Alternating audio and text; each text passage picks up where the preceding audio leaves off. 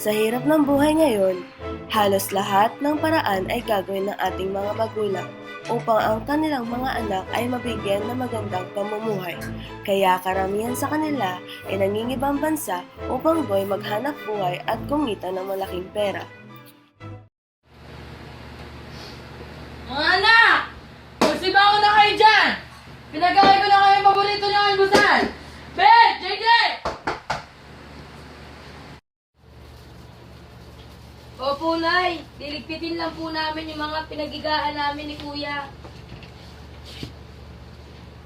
Kuya, umising ka na daw dyan, sabi ni Nanay. Antok pa ako eh. 5 minutes, bed. Baka daw tayo malate na sa school.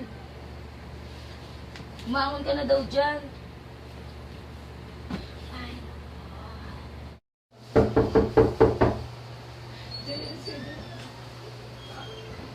Mga anak, Norma! Bet, JJ, nandito na ang tatay. May dala akong pasalubong sa inyo. Romel, ikaw na ba yan? Norma! Naku, Romel! Sinurpresa mo naman kami! Ang mga anak natin, nasan? Si JJ, Bet! Nandito ang new tay! Nasa mo na naman po kami. Oh, Bet, miss ko po kayo. Bet, ang kuya mo nasaan? Ayun po, JJ, nandito na si tatay. Tay! JJ, anak ko, pagpalain kayo ng Panginoon. O, tingnan niyo na yung pasalubong. Wow! Ang ganito ah, ang ganito ah. Ang dami ng magandang damit. Kuya, sa'yo. Aba, Romel! Wow! Sobra naman yata yung nilulustay mo sa mga luho ng mga anak mo. Hindi naman pangga. Gusto ko lang makitang masaya ang mga anak natin. At saka, may natitira pa naman sa mga ipon ko eh. Tsaka, Nay, bagay naman po sa akin, di ba? Minsan lang naman po kami humingi kay tatay eh. Sasha, magbibihis na kayo! Nalalit pa kayo sa klase nyo. Sige kuya, lagyan na natin sa loob. Na! First drink. Libo na tayo.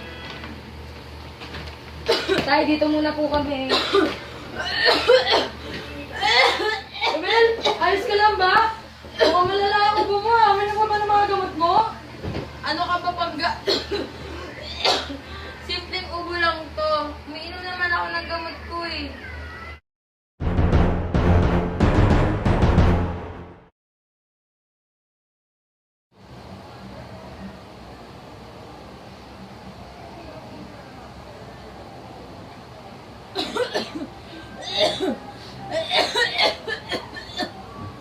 Oh, Romel! Okay ka lang ba? Bakit ka nagkakaganyan? Uminom ka naman ng gamot mo? Teka, malala na yung ubo mo ha. Yung totoo, Romel. Umiinom ka ba ng gamot mo? Oo naman pangga. Kakainom ko nga lang eh. Oh, Shasha, kumain ka na ba? Oo, kakatapos lang. Siya nga pala, nasa na ang mga bata? Bakit wala pa si Beth at JJ? Si Beth, maglalaro lang daw sa kaibigan niya. Ito namang si JJ, gumawa daw ng proyekto niya sa mga kaklase niya. Aba, Norma, hindi na ata tama yan. Pinapayagan mong umuwi ng hating gabi ang mga anak natin. Baka mamaya paano sila niyan sa daan? Oh, Shasha.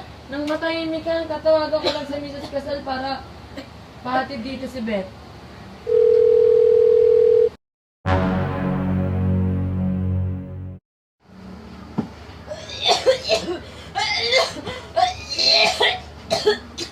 Norma! Norma, tulong! Nahihirapan ako umiyak! Ano nangyayari? Tulong! Tulong!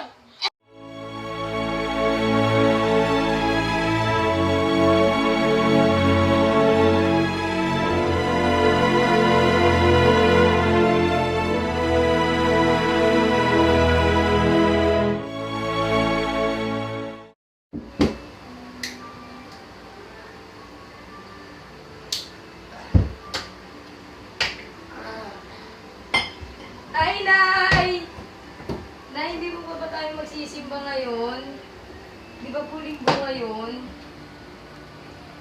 Nay, Beth, walang Diyos. Dahil kung may Diyos, hindi sana wala ngayon ang tatay mo! Nay! Hindi totoong walang Diyos! Pagsubok lang itong nangyayari sa atin ngayon!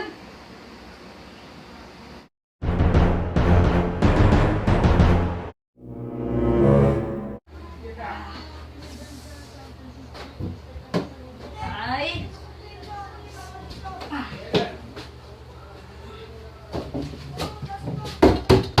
Nay! Bet! Saan yung pinto?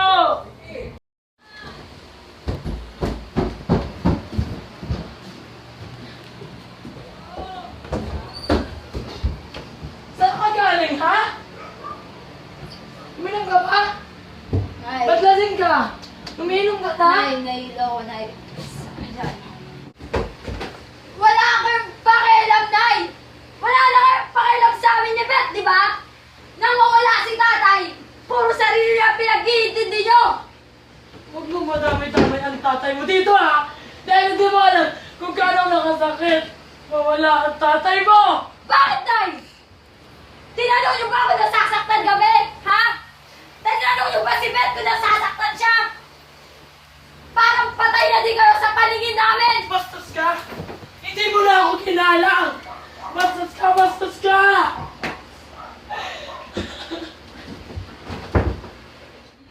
Tama na po.